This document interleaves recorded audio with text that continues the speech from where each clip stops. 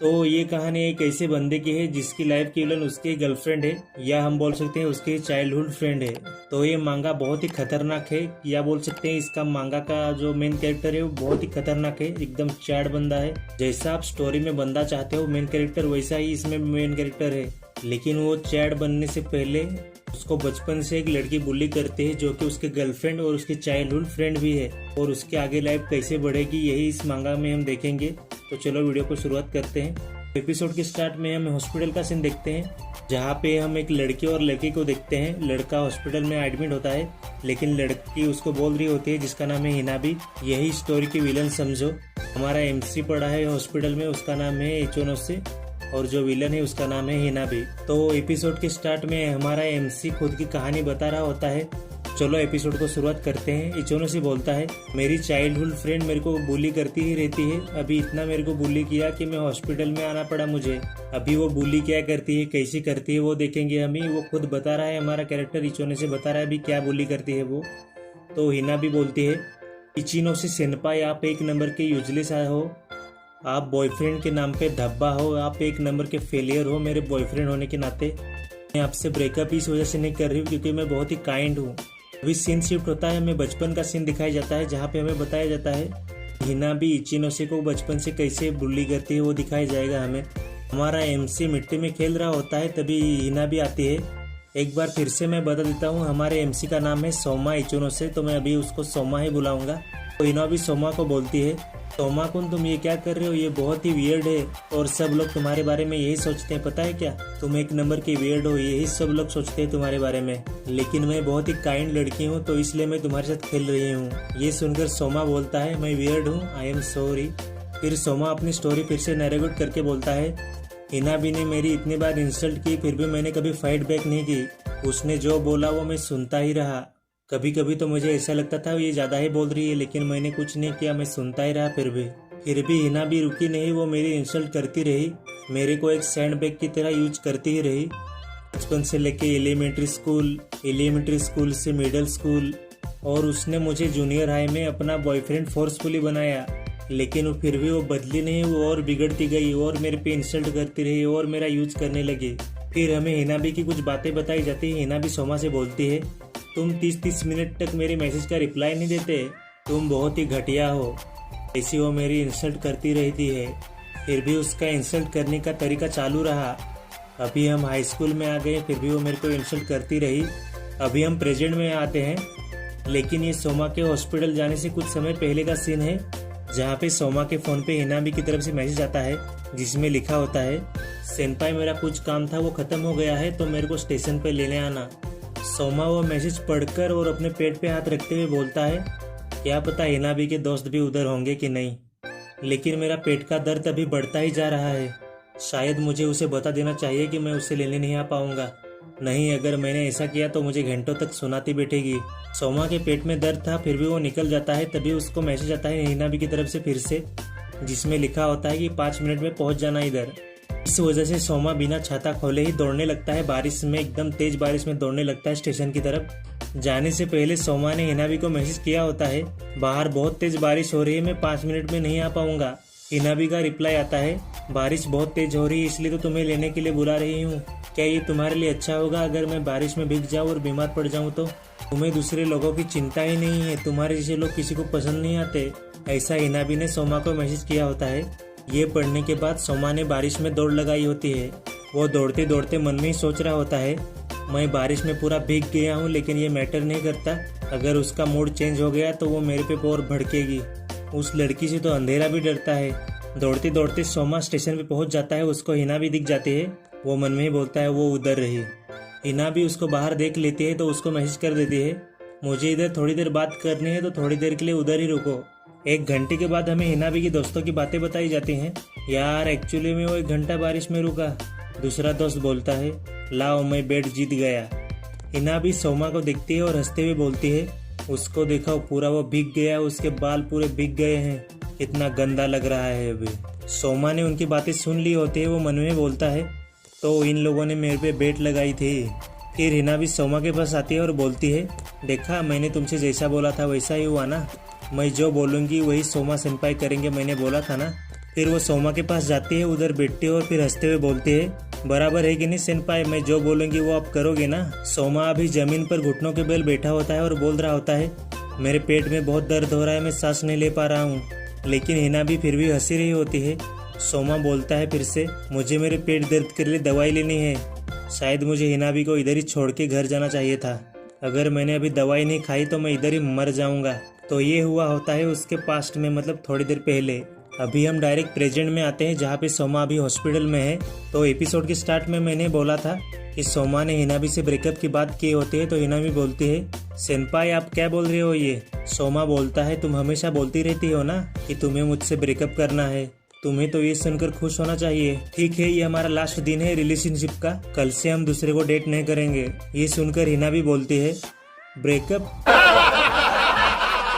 ये बोलकर हिना भी हंसने लगती है। फिर हिना भी फिर से बोलती है, पहली बात तो ये कि तुम्हारे पास वो हक ही नहीं कि तुम ब्रेकअप कर पाओ मुझसे। क्या तुम्हें पता है, इतना कुछ होने के बाद भी तुम एक राइट डिसीजन नहीं ले सकते। क्या हुआ तुम्हारे साथ अचानक से कि तुम्हें मेरे से ब्रेकअप चाहिए अभी। इस बात से मेरे को बहुत गुस्सा आ गया है, मेरे को समझ में नहीं आ रहा है। मेरा ऐसा मन कर रहा है कि तुम्हें मैं अभी मार दूं। मेरे कहने का मतलब ये है कि तुम्हारे जैसी लड़की को मेरी जैसी लड़की से ब्रेकअप करने का कोई हक नहीं है। वैसे भी मेरे सिवाय तुम्हारा कोई दोस्त बनेगा भी नहीं। एक नंबर के यूजलेस लड़के हो तुम, तुम्हारा कौन दोस्त बनेगा, एक मैं हूँ तुम्हारी दोस्त। ये सुनकर सोमा बोलता है, इसका मतलब ये नहीं है कि मैं तुम्हें डेट करता रहूं।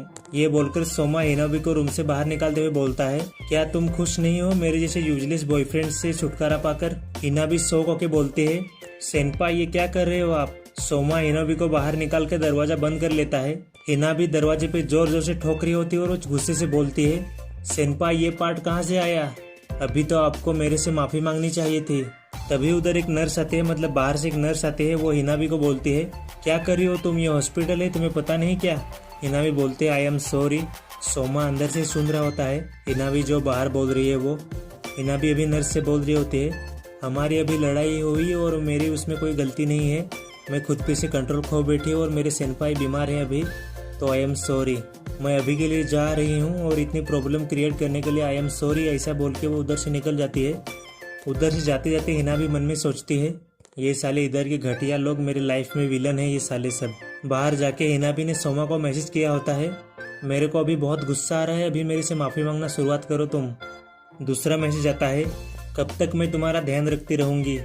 तीसरा मैसेज आता है, ये सब मैंने तुम्हारे लिए किया था और तुम मेरे साथ अभी ऐसा कर रहे हो। तुम एक गार्बेज बैग से भी घटिया हो, तुम एक कचरे से भी घटिया हो।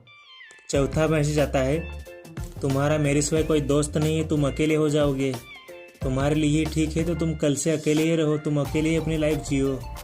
पांचवा मैसेज आता है, मेरे इतने कुछ बोलने के बाद भी मेरी मैसेज पढ़ रहे हो, तुम्हें कुछ शर्म बरम है कि नहीं।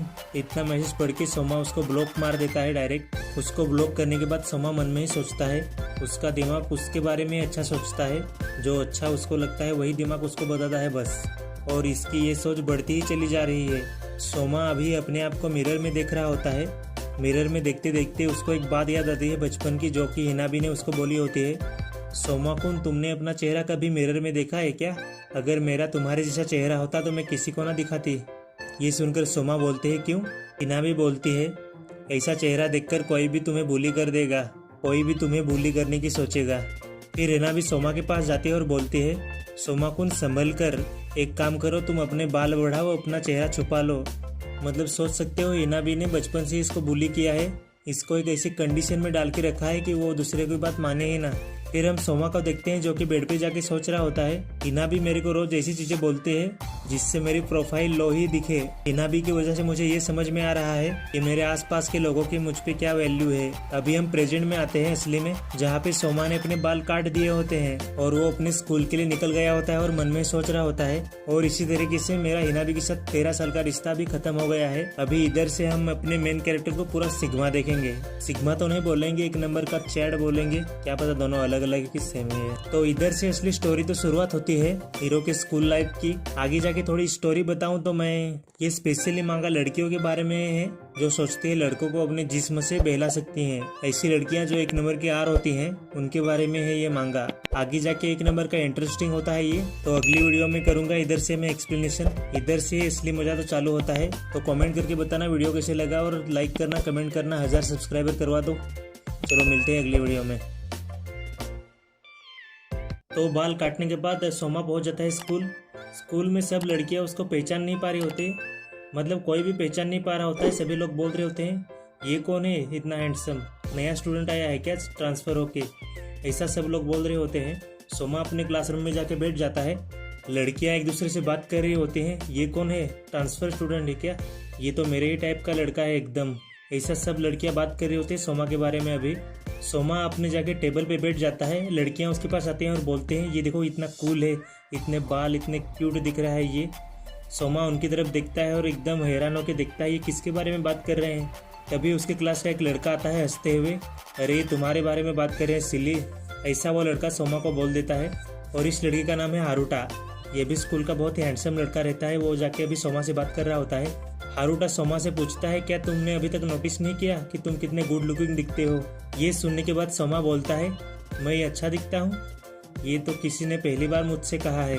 हारूटा सोमा से बोलता है फिर, अरे तुमने अपने इतने बाल बढ़ा लिए थे कि तुम्हारा चेहरा कोई देख नहीं पा रहा होता है, इसलिए किसी को पता ही नहीं था कि तुम इतने अच्छे दिखते हो। इस पे सोमा बोलता है हाँ ये बात सच है शायद। तभी कुछ लड़कियां सोमा के पास आती हैं और बोलते हैं क्या तुम सोमा कौन हो, तुम तो अपने बाल काटे तो अलग ही लग रहे हो, कितने हैंडसम लग रहे हो अभी तुम, अभी अपने बाल बढ़ाना मत, तुम बहुत ही हैंडसम लग रहे हो ऐसे ही। हमें तो पता ही नहीं था कि हमारी क्लास में इतना हैंडसम चेहरा भी छुपा हुआ है, ये हमें तो आज पता चला, ऐसा लड़कियां बोल रही होती हैं अभी सोमा से।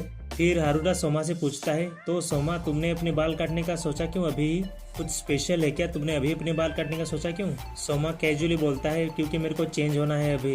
हारूटा बोलता है अच्छा क्या। फिर हारूटा एकदम खुश होकर और थम्सअप दिखाते हुए बोलता है लेकिन तुम ऐसे लुक में बहुत ही कूल लग रहे हो, बहुत ही हैंडसम लग रहे हो अभी। फिर सोमा बोलता है ये सुनकर थैंक्स फॉर कॉम्प्लीमेंट, ये सुनकर मुझे बहुत खुशी हुई, और वो हंसने लगता है। ये देखकर सारी लड़कियां ब्लश करने लगती हैं, वो देखो ये इतना क्यूट लग रहा है, इतना हैंडसम लग रहा है हंसते हुए, ऐसी सारी लड़कियां बोलने लगती हैं सोमा को देखकर। लड़कियां ब्लश कर रही होती है तो सोमा उनको घूर के देखता है, मतलब ऐसा हैरान होकर देखता है कि ये ब्लश क्यों कर रही हैं, बड़ा ही अजीब सा चेहरा बनाता है। तो हारूटा उसको बोलता है सोमा कुन तुम्हें बहुत सी चीज़ें सीखने की ज़रूरत है, अभी तुम्हें कुछ नहीं जानते शायद अभी तक। ये सुनकर सोमा बोलता है मैंने क्लास का मूड चेंज कर दिया होगा तो आई एम सॉरी, मैं अपने सेल से काफ़ी दिनों के बाद निकला हूँ तो मुझे कुछ पता नहीं है, आई एम सॉरी, ऐसा सबसे माफ़ी मांगता है वो। मुझे लोगों से बात करनी है अभी से, मैं चाहता हूँ मेरे बहुत से दोस्त बने, ये आप लोगों के लिए ठीक होगा तो आप क्या मुझसे दोस्ती कर सकते हो, ऐसा सोमा सब लड़कियों से पूछता है, लड़कों लड़कियों से। सब लोग हंसते हुए बोलते हैं ऑफ कोर्स।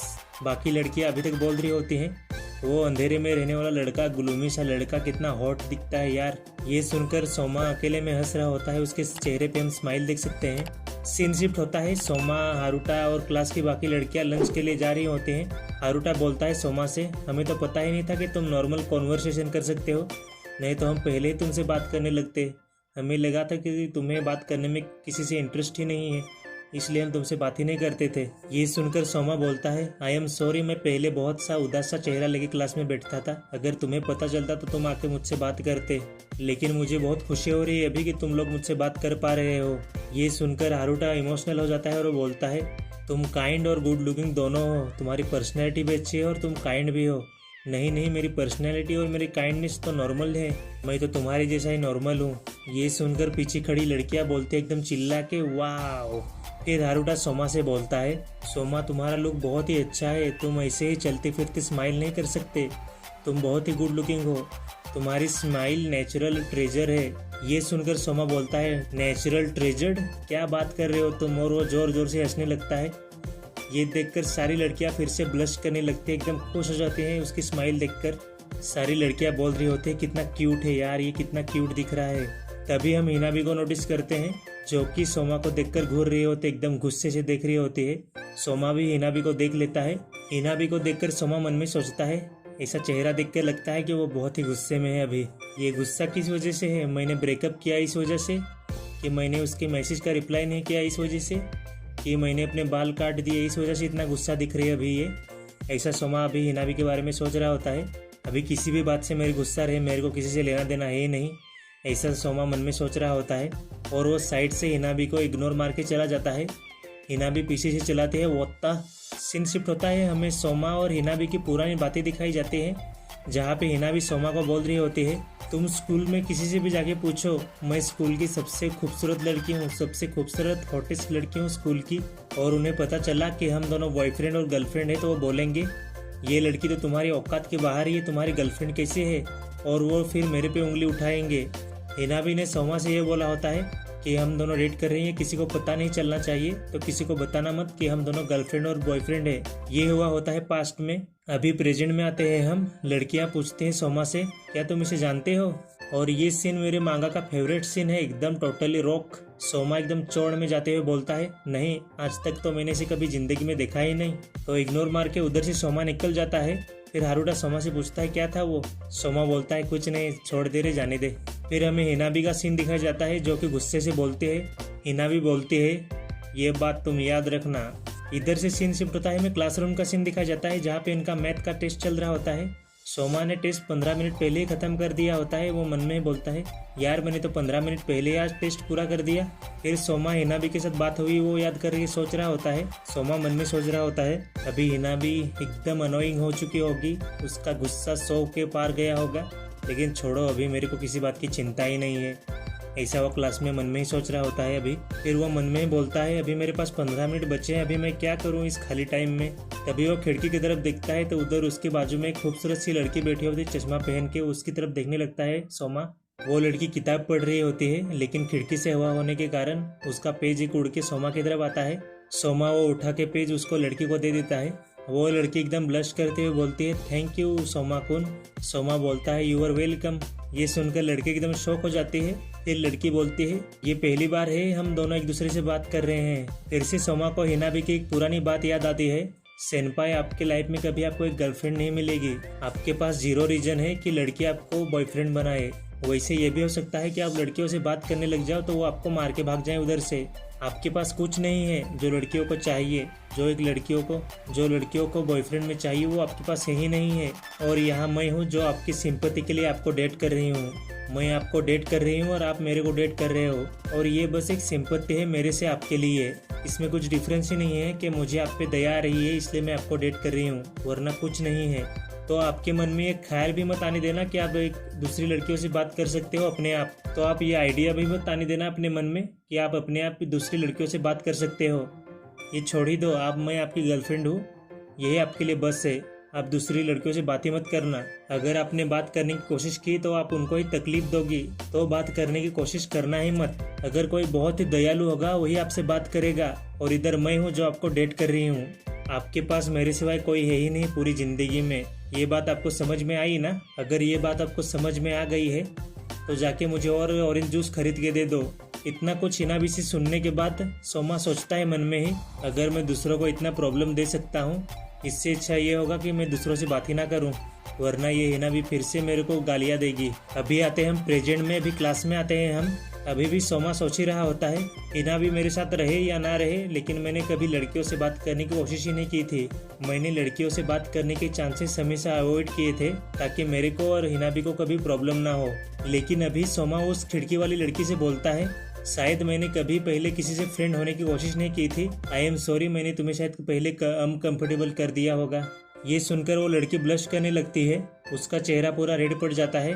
ये देखकर सोमा पूछता है उससे, क्या हुआ, कुछ गलत हुआ क्या? लड़की बोलती है, नहीं, कुछ नहीं हुआ। फिर वो लड़की हंसते हुए बोलती है, नहीं, तुमने कभी भी मुझे अनकंफर्टेबल नहीं किया है, तो खुद को दोष मत दो, तो चिंता मत करो और माफ़ी भी मत मांगो मुझसे। फिर वो लड़की बोलती है, वैसे मेरा नाम युकीशिरो फुमी है, हम शायद आगे जाके दोस्त बने। सोमा बोलते हैं, सेम हियर। फिर सोमा बोलता है, वैसे तुम्हारा नाम मुझे पहले से ही पता है। ये सुनकर फुमी बोलती है, क्या सच में? ये सुनकर मुझे बहुत खुशी हुई। फिर सोमा बोलता है, मैंने कन्वर्सेशन कर ली आज। तो ये एपिसोड इधर तक ही, अगला वीडियो जल्दी ही लाऊंगा। लाइक, कमेंट और सब्सक्राइब कर दो। मिलते हैं अगली वीडियो में। Thank you.